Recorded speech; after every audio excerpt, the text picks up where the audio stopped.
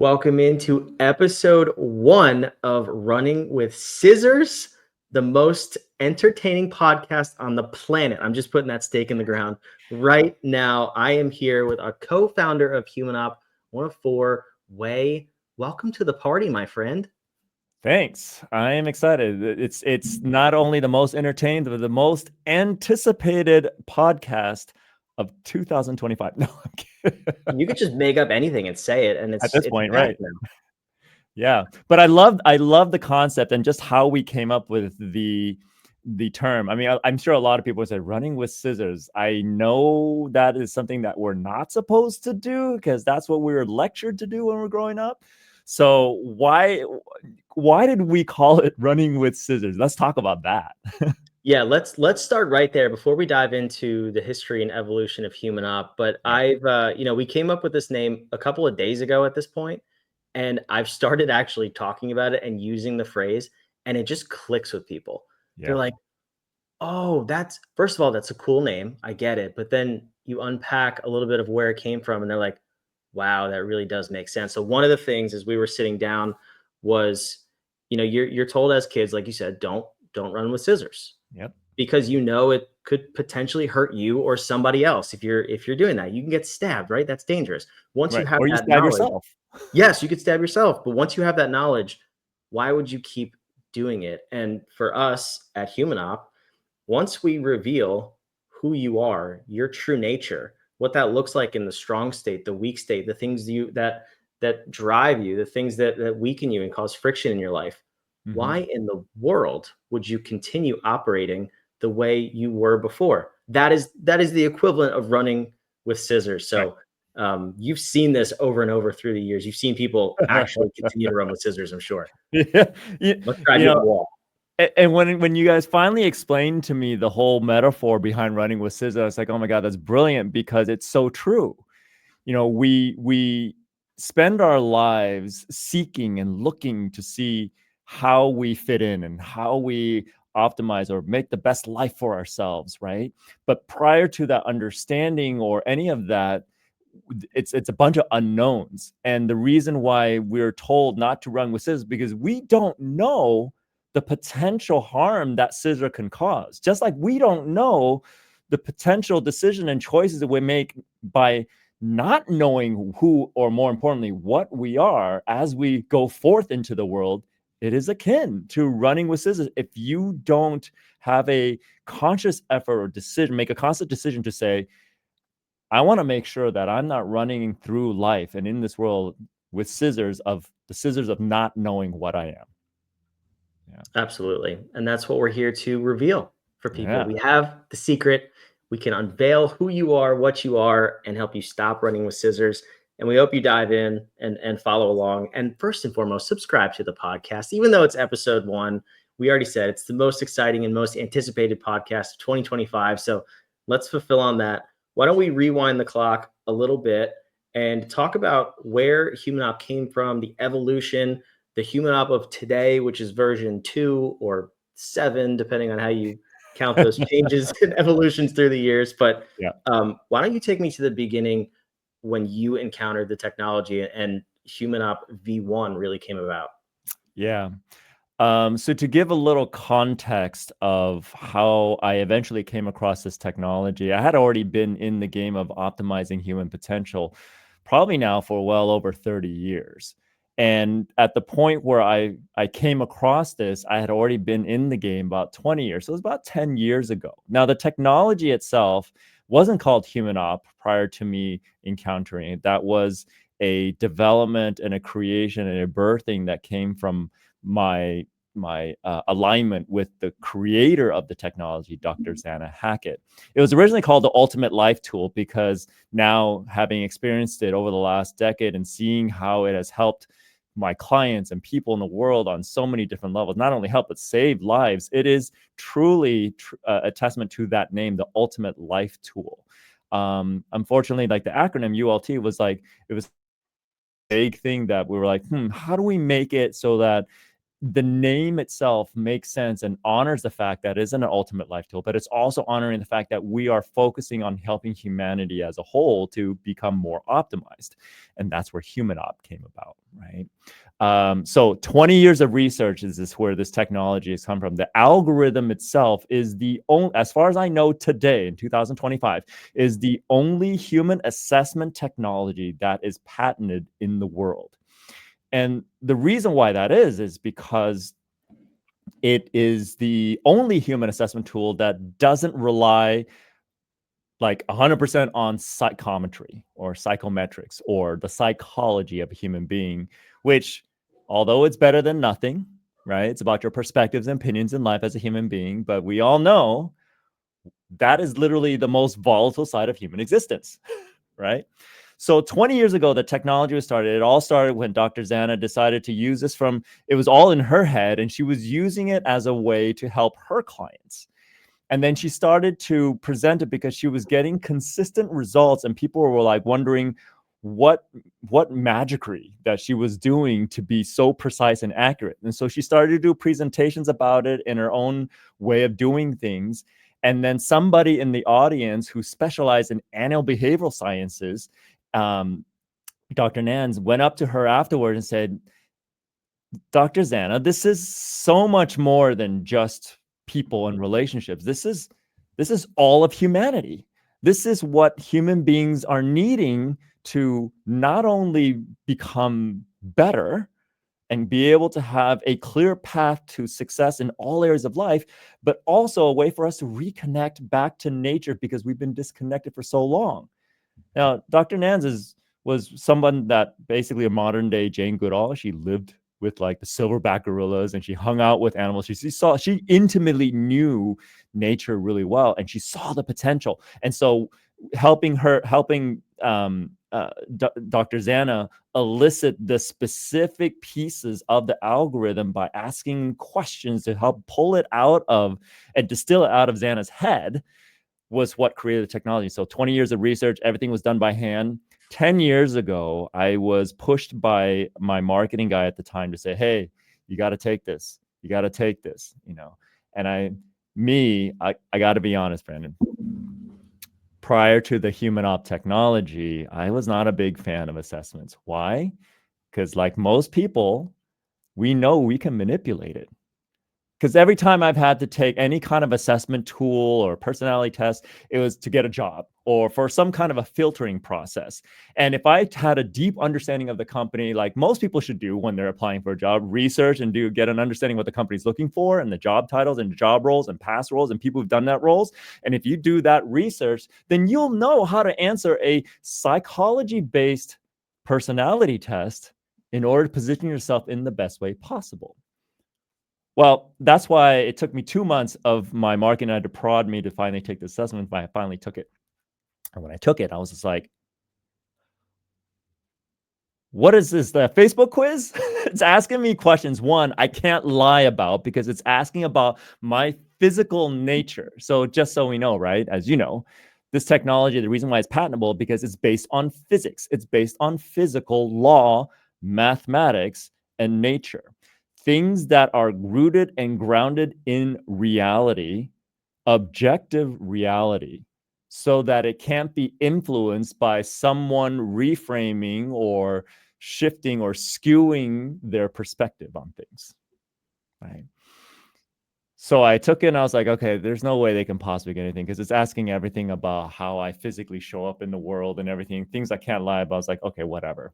Then I connected with our other co-founder, Lisa, and she was the one that delivered the results because back then we were still delivering results manually in person or in a 90-minute presentation minimum just for someone to get their results, right? Crazy times, right? I experienced one of those myself. It was, I don't know if it was 90. It was at least an hour though. Yeah, no, I think I delivered your results, right? Yes. Yep. Yes. So it was like 2 hours plus. I mean, we dove deep because you were geeking out on it, and it was the geekery, we called it. Geekery. Yes, it is the geekery of it all. And so when I got my results, like everybody else that has gotten their results, I was like, wait, what? How did you possibly get that from those questions you asked me? Therein lies the genius. It's so funny. People will ask me, or I'm sure people have asked you as well now at this point. It's like, so how does it all work? Right? I I said, got that well, question this morning. That's awesome. Yeah. like if I could tell you right now in just the next 5-10 minutes, then it wouldn't be patentable, wouldn't it? The genius of it lies in the algorithm of how the carefully structured questions, the word choice that is used, the structures of how the answers are laid out, even genius.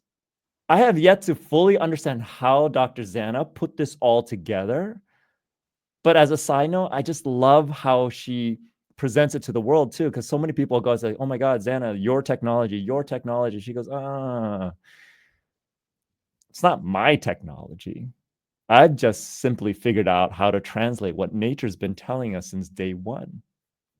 You know, our technology, as cutting edge, as new as it is, it's actually a reiteration, like you're saying, version 7, 8, 9, 10. I would say version 1000 of how we understand the nature of human beings, or more importantly, the nature of the world, the physical world as we know it. Because our technology is applicable to anything physical in the world. We just happen to choose to apply it towards human beings, right? And so we have to remember this, and this is something that I have to keep pointing out, is that, you know, right now human beings rely so much on modern language to understand each other and understand the world. And this is why Greek philosophers laugh at humanity all the time. They say human beings created language to lie to ourselves and others, right? If we look at the history of humankind, modern language has only existed 50,000 years, right? Some form of modern language of communication. Human beings have been on the planet for 1.8 million years, almost 2 million years. So what do we do the rest of the time outside of the 50,000 years? You know, here we are as human beings thinking that, oh my God, we have language. Language is like king and everything like that. Is it? Yes. It's a nice evolution. It's a nice advancement. It's a nice way for us to develop a tool to help understand each other and understand the world better. But are we using it in the best way possible? All we've done is taken how human beings have survived the last 2 million years through the eyes of nature and translated it using the beautiful tool of modern language to help us reconnect with what kept us alive over the last 2 million years. And now being able to optimize and take it to another level, right? So when I got exposed to this, I was like, oh my God. And when it clicked, I said, I need to meet the progenitor. I need to understand how this works, because my background's computer science engineering, UCLA. I have this built-in skepticism, but also a built-in curiosity of the geekery of how everything works.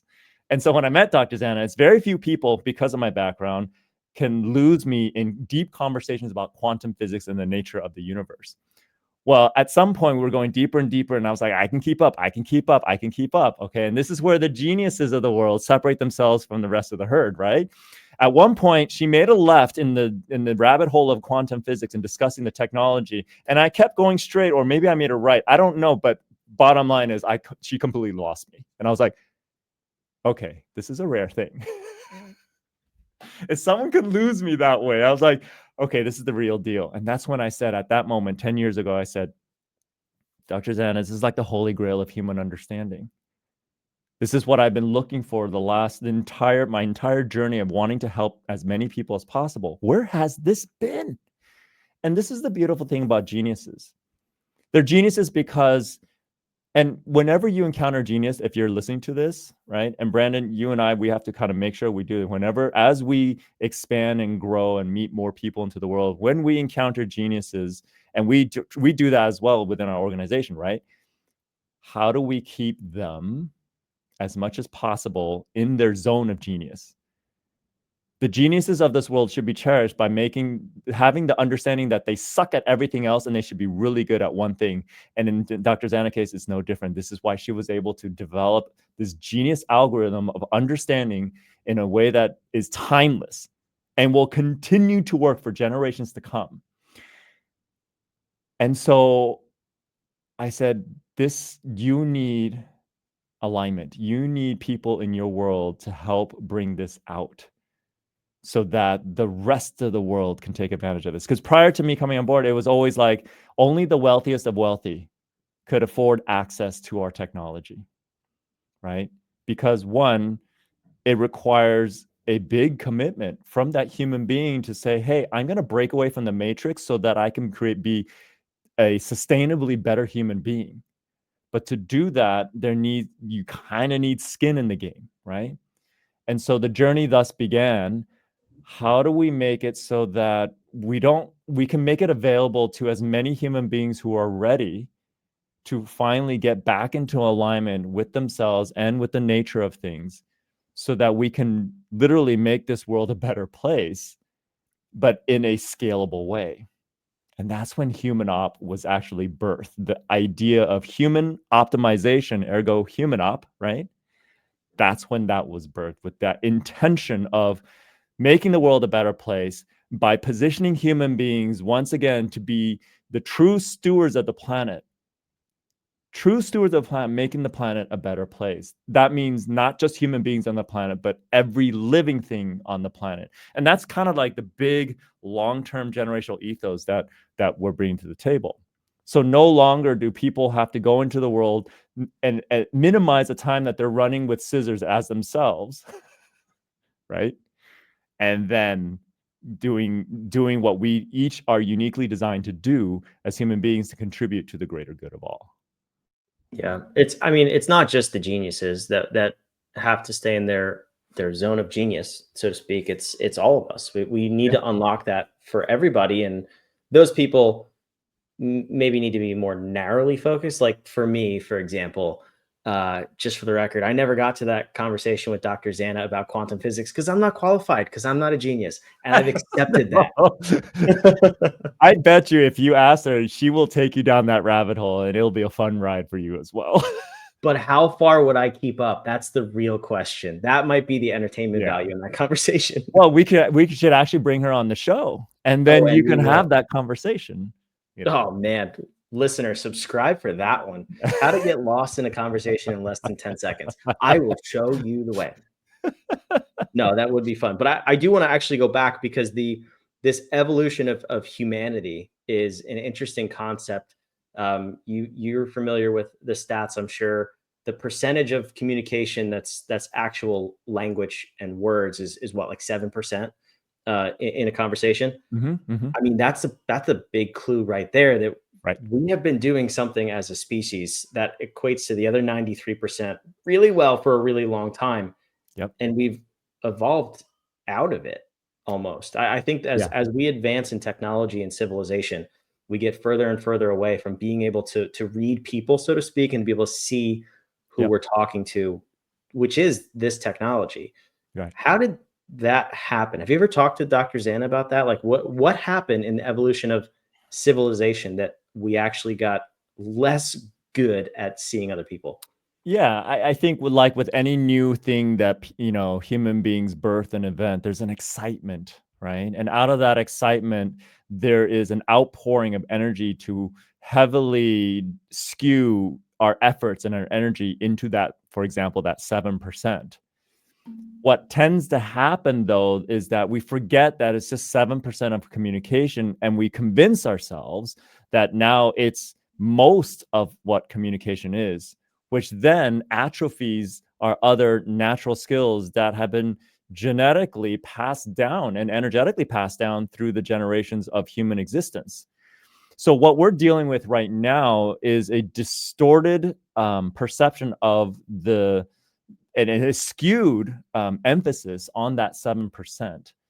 Now, it's not sustainable, and that's why we see a lot of misunderstandings are going on in the world, a lot of distortions, a lot of rhetoric, a lot of like one moment this means something, and this language, this phrasing or this rhetoric means something. Next moment it doesn't, right? I mean, we're seeing a lot of this now in all the different pop culture, political climate, media, anything that relies so much on the unique definition of language. That's when we're starting to miss the bigger picture, right? And why it got there is just because people got excited. And if you think about it, if you look at everything that human beings have created in terms of, let's look at trends, right? And pop culture. Like one moment something is trending, one moment something is not, right? What that is a perfect example of human beings. We get excited, we get optimistic, we put all our energy. Is this the missing piece? when there really isn't a missing piece. What we're looking for is evolutionary steps to help move us forward better, right? What we're hoping to introduce is having people recognize the value and the power of going back to objectivity, because most of language requires subjectivity. That objectivity and using language to emphasize the objectivity is what's going to help us see the rest, the 93% that we've been ignoring for so many decades now, if not hundreds of years now. So back to caveman status. We're going to go back to grunting. Is that what I heard you say? Well, see, again, language in and of itself is not bad. Language is a beautiful tool. It's human distortion that has determined, I mean, you and I have had this conversation like about scriptures and everything like that, right? Where you get to see the true reflection of a human being is how they choose to interpret some of the scriptures, some metaphors and language in and of itself. That's our next evolutionary step, to recognize that, oh, language was created for us to just another tool for us to better understand what it is that we see, what it is that we experience, and allow us to, again, step into becoming better stewards of the planet, to understand what we have. Whereas grunts and clicks and everything like that, though they helped us survive, not as good as saying, that is grass, that is poison ivy, don't go in there, right? Whereas before is grunt, click, and then punch the person if they get too close. I mean, that's literally how human beings survive. Or we see someone do it and they die and say, okay, we're not doing that. Right? It's Natural interesting. Interesting side story. There was a village of human beings, or like a tribe, that decided long time ago that, hey, instead of just hunting and eating meat all the time, what if we eat all this abundant green stuff that's around us, right? And it was an interesting story because my dad was telling me the history of it. It's like, yeah, those tribes of people who were venturing out to experience, to explore, early adopters back in the day, right, of eating vegetables, right? They almost died out because they kept eating wrong veggies. They were, and then what saved them survived because they started to see the pattern. If I eat this, I won't die. If that person ate that person keeps dying. They keep eating that red round thing on these bushes and they keep dying. Let's not eat that anymore. And they start to create an early version of a diet book or a recipe book or a lexicon of what to eat, what not to eat, right? I don't think they had a book yet, but they just kind of like through what, gets passed down. They just get passed down, right? And then eventually they figured it out. And thus vegetation became part of as an option for human survival, right? So that's why you see also skeletal structure and human structure, how we continue to evolve over time very subtly from the Cro-Magnon days all the way up to now. The ways that our teeth are structured, our dietary GI tract and everything, all that subtle variations, because we continue to progress, from a technology standpoint. Even that's a technology of food and understanding nature.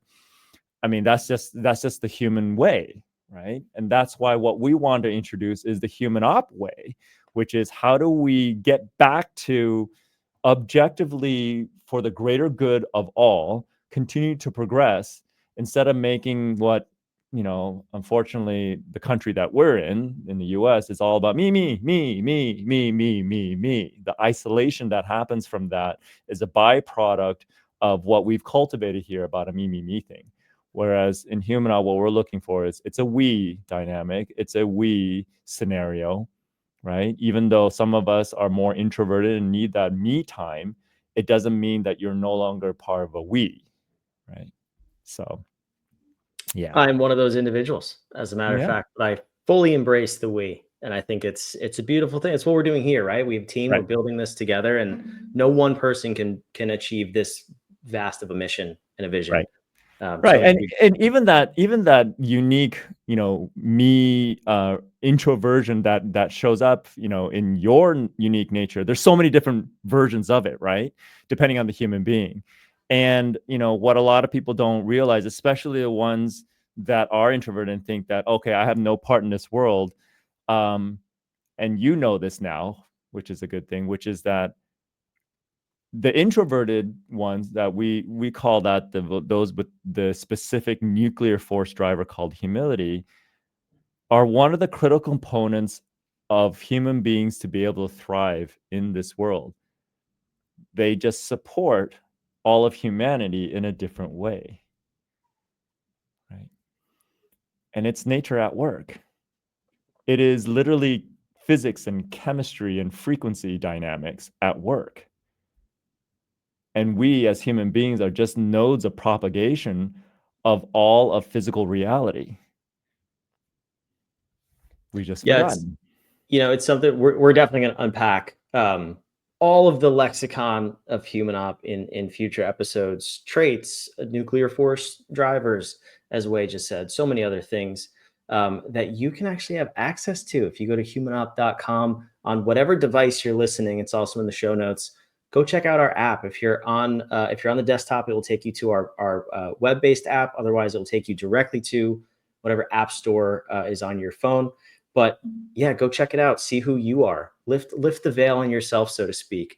And we'll unpack that in subsequent episodes. In the very not the who, but more importantly, I think the first word we want to embrace is the what. The what, yeah. Who has been dictated by pop culture, our experiences in life, our family, our friends, our society. What we're able to help people now understand is, okay, I have my who, but I really want to know what I am so I can see how I can get back to center if I've been pulled too far off my center, right? Yeah. And I love that you shared that, because talking about the evolution of HumanOp, I'm so excited because we're finally here. We're at a point where we can give this to as many people as possible, because one thing go to the Play Store, go to the App Store, because it's free. You can see yourself, your what, for free now. Maybe rephrase that, but that's okay. We'll work on the wording of that later. You can see your what for free. Yeah, you can see. You can see what you are. You can see what you are. Here we go. For free. Different app, different store. Again, we'll talk about that one at a later date. But okay, yes. That's the app. But there is this gap for the listeners that we got to fill, because some people are, I'm sure, have already closed this episode and are already downloading the app. That's fantastic. Love that. But we left off 10 years ago with the evolution of HumanOp. It's when this version was born, when you wanted to spread the word about the technology, start using it, up until today. Give me the sense of some of the people who have been helped, some of the different use cases for the technology, all pre-app. The app is new. Technology and usage, not new. Give me a sense of some of that. Yeah, we made the big pivot to app and the SaaS model, software as a service, like literally last year, right? It's been in my head since day one, but there are things that needed to happen in order to make that. One, I need to really truly understand how this app worked, because my skeptical self never stopped. It was always trying to test to see, is it going to stop this time? So prior to meeting Dr. Zana and Lisa, I had a thriving coaching business. And what I did was I said, okay, let me see how accurate this actually is. And I immediately dove into taking this technology and putting it out in the real world, applying it to all my current clients at the time, all my past clients, all my future clients. I think that first year or two, fully immersing myself to kind of eat, drink, breathe, and integrate the technology, I was literally on calls with Lisa to deliver the results to clients 90 minutes plus at a time, 3 times a day, every day for like almost a year and a half, maybe 2. We were clocking the hours. It was hundreds of hours within the first year or 2 of just me seeing results after results after results. And it is now that it's now that I realize the value of that, because here's something that the technology has that no other assessment can do. No two human beings will get the exact same result. And so for me to recognize a pattern, there is no pattern because every human being is different. So what's the pattern are we looking for? The patterns of unique natures, right? There are fundamental pieces that I had to see over and over again. So as I was watching this happen, I was starting to piece together more and more details in my head as it was formulating, like, okay, we can't have the app do this. We can't have the technology do this. How do we get this to scale? How do we get this to the masses in a way that works? And I could always say like, oh, I wish we could have done what we started to do last year to today with the app and everything 10 years ago. But there wasn't enough understanding. There wasn't enough emphasis on scalability that open up the doors of that won't work, that would work, that won't work until now. So it was technology didn't exist either. I mean, to be fair, a big portion of our app is AI based. We have our own AI brain that's built off of the back of an LLM. That's only been around publicly for 3 years. Right. And it needed when that, so it was interesting. Like when AI really kicked up a couple of years ago, when it became a little bit more popular and people were like, ooh, AI and stuff like that. Our dev team, who I brought on to help upgrade the technology 8 years ago, has been working with me for 8 years now. They talked about how they started to use AI to expedite some of their workflow. And so a couple years ago, what I thought was going to take another 10 years to get to with our AI engine that we affectionately call HAI, which stands for Human Authentic Intelligence Engine. We call it authentic because it is calibrating on the authentic human being. And we'll explain that in a second as well, or later. They gave me an example and a demonstration of what I thought was going to take a long time. And all of a sudden, a 5 or 10 year timeline was now squashed into, hey, we could do this within the year. And that's when I realized, I think the world is ready, but not only ready, because here's why I think what really drove the development of AI in terms of expediency going into the popularity mode. People are hungry. The pandemic kicked it off and forced everybody to reflect upon how happy they were in their life. A lot of people. They sat at home with nothing else to do but be with themselves and be with people that they normally aren't with a lot. And a lot of people were reevaluating the nature. The great resignation that happened as a result of the pandemic was the fact that people like, I'm really not happy. Now that I'm forced to be at home and stuff like that, do I really want to keep doing this? Right? And so this seeking nature of humanity has now kicked up tenfold as a result of the pandemic. And now with AI to kind of help bridge the gap of doing things that you really don't want to do, so it can help get you quicker to what you want to do, which is create, which is for a lot of people, that's what it is, tapping into creativity, which, by the way, is a subjective thing. Everybody's creative in their own way. And so you're right. You're absolutely right, is that the timing is everything. And so as much as I would have liked us to be able to do what we're doing today 10 years ago, I don't think, one, we would have been ready, or the world wasn't ready either. No, definitely not. And this is one of the things we always say about you is you live 10 years in the future. And it's, it's meant as a compliment, but also it's very true. Like you can see things that I don't think most of society can really see and comprehend. But then you give us the roadmap and the instruction book to get there. I'm like, whoa, he's like really thought this out. This is wild. Like some of the stuff that we're already planning for in the future, you live there to some degree. And so while it's potentially frustrating because we are in the present, unfortunately, you really do see that future. And so when you say that, not only do I believe you, but it also scares me a little bit because I know that you're right now 10 years in the future. And that very thing is happening. And I can't even picture what that will be for human ops. So version Oh, I mean, 3007 at that point. I could give you a quick look. I mean, one thing that I see, because my mind is always permutating, as you're saying, right, into different things. The quantum nature of the human mind, once you tap into it, you realize there is no time constraint. You just see everything all at once, right?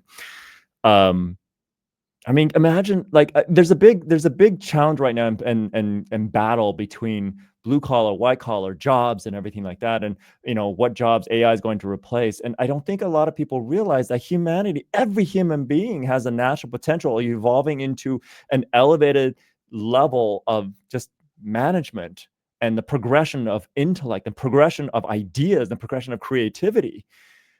Blue collar is an old paradigm. Eventually our goal as humanity is that everybody is capable of beyond blue collar, right? How we become better stewards of the planet is we all become managers of all that is, and we leverage technology to take care of the things that can minimize our energy output towards maintenance versus progression. And when I say everyone, I mean every human being on the planet is capable of this. And how I can say that with confidence is because I can see through just the thousands of assessments that I've come through what every human being is naturally capable of. And I think one of the big things that we want to make sure we remind people all the time is that what we're revealing is your natural potential. It's not the magic pill that you take and it's like, okay, I took the assessment, now my life is going to be better. No, we just revealed what your center is, what your true north is. How far your true north, that's up to you. And we will help with the technology. Hi will help with that, to help you identify the gap and what you can do to bridge that gap. The question is, will you bridge that gap? Will you take the step and go through that window we've opened up for you? Right. And that's part of our what this whole podcast is all about too, is showing the different ways that you don't have to keep running with scissors once you realize that you don't have to be that scissor anymore. Or, well, you can be the scissor, just know how to use it, right? That's yeah, the exactly. Because whole scissors point. are useful tools. Exactly, they are, and as are we as human beings, if we know how to use that tool. So let's end the episode on that note. We've talked about the evolution of human op. We hinted at the app. We said it's available today. You can go there, check it out, use it yourself. But the experience is unique, even from our app today. The evolution of being delivered by a human, like the results that you gave me over a 2-hour geekery session, to what you get today. You get it immediately and you could digest it in another 15 minutes right after you take the assessment. When you get that, the separating from maybe what we're used to with other assessments and tools, of the bucket you're put in versus what you said, showing you the potential that you are. What is, after listening to this episode and downloading the app, how should someone view that potential so that they can not limit themselves, but also not overwhelm themselves all at the same time? Because I will say that's the one thing. When I had my results session with you, I was a little bit overwhelmed at first. I was like, Yeah. that's not at all what I've ever been told or thought about myself. And this guy, like, to a degree of accuracy that I can't even express right now, nailed who I am as a human being. It was a little scary. So how do you navigate that in the first couple of days after you get your results? Yeah, that's a great question, because I have to actually always remind myself that, because I've been immersed in it so long and I'm just so passionate about it, that more is always better. But I think when it comes to something this visceral and this powerful, more is usually not always better, because it has a tendency to scare people, right? Or put people in a position where, like, oh, that's, like, I've had people say that that's eerily accurate, but it's scarily accurate. I mean, I did a quick little, because when you're trained in this, you can actually see the world without having people take the assessment and kind of see what their natural potential is. And that's really the goal. The goal is to empower everybody with the ability to see each other again objectively. So I demonstrated this a little bit with my dad. We were at brunch and we were at a restaurant called Lazy Dog, and I got permission from the server, and I said, Dad, you want to see a demo? So I demoed it on the server, and I talked to her and told her a little bit about her, having just met her for the first time. And my dad, and I asked her if it resonated. She goes, "Oh my God, I've never felt so seen and recognized in my life." And my dad goes, "Isn't that a little scary, Noach?" And she turned to him, and I think it's a generational thing. And she goes, "No, I feel it's kind of weird. I feel like I feel so loved all of a sudden, but I don't even know you." I was like going, and that's a little bit, I just wanted to show my dad what it is that I'm doing these days.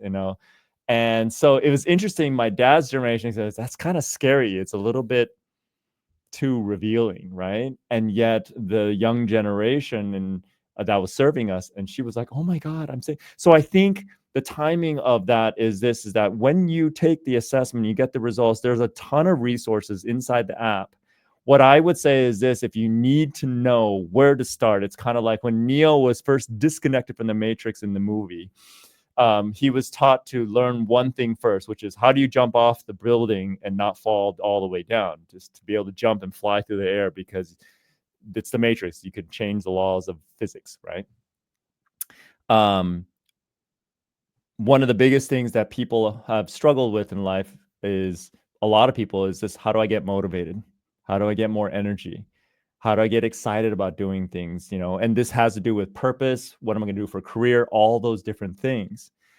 There's a whole entire component that I would say, if you need one place to start, learn what motivates you, learn what drives you. And it's literally laid out for you, explained, very detailed in the voice of our beautiful Lisa Nelson, that gives you this whole couple videos that talks about the two main drivers that will literally drive you for the rest of your life. And if you just master those two drivers and nothing else, I guarantee your life will change.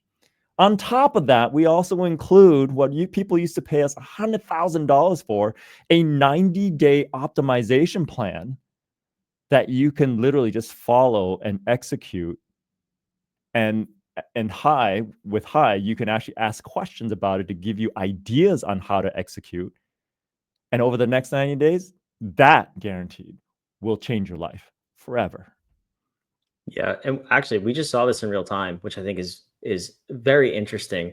The mastering of drivers, two separate people, one has not embraced it fully, and the other one has, and the results are drastically different. Very It's different. so simple, but you got to make a choice. You got to take the step. Yeah, we can't push you through the window, but we're going to do our darndest to show you the window, show you that it's open, show you every possible way to go through it. And all we need anybody to do, any human being to do, is say, just step through it. That's what we're here for. Yep. This was fun. We should do this again.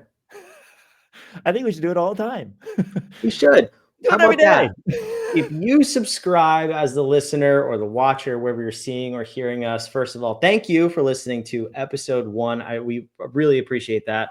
Subscribe. We'll keep putting out episodes, and go back and listen to the trailer too, so you can kind of get a sense of why we're here, what we're doing, some of the other characters we're going to introduce to you over the coming weeks. We have Sean, our maestro of harmony. You've met Wei, you've met myself, Lisa, who Wei talked about, Xana, who Wei talked about, and others as part of our team. Can't wait for you to experience all of them, and the app too. It's in the App Store. Yeah, that's free. It's free. Go do it. And that's our vision here at Human Op is very simple. It's very lofty too. It's to evolve humanity. And we're going to do that one episode, one app download, one assessment, and one human being at a time. I hope that human being is you today. Thank you for listening. We'll see you on the next episode of Running with Scissors.